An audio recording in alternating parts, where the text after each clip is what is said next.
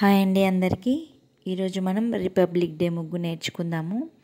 ఇది 6 చుక్కలు, ఎదురు చుక్క 2 వచ్చే వరకు చాలా సింపుల్గా ఉంటుంది ముగ్గు. తప్పకుండా నేర్చుకొని వేయండి.